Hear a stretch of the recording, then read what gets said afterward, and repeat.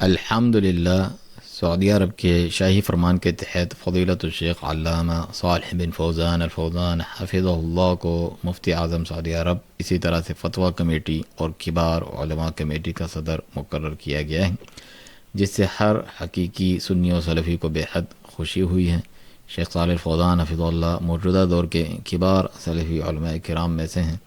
جن کی خصوصاً صحیح عقیدے و منہج کے بیان اور اہل باطل و گمراہوں، خواہ قبر پرست صوفی ہوں یا نام نہاد جہادی خارجی،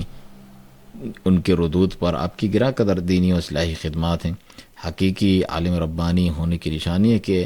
اپنے عہدوں ذمہ داریوں کے باوجود لوگوں کی بنیادی عقیدے کی کتب پر تعلیم و تربیت کرتے ہیں۔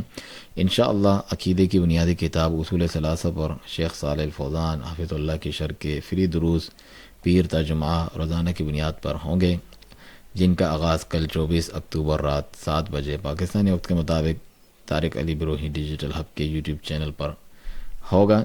جو یہ لائیو نشر کیے جائیں گے۔ آپ اپڈیٹ رہنے کے لیے ہمارے یوٹیوب چینل کو ضرور سبسکرائب کیجیے۔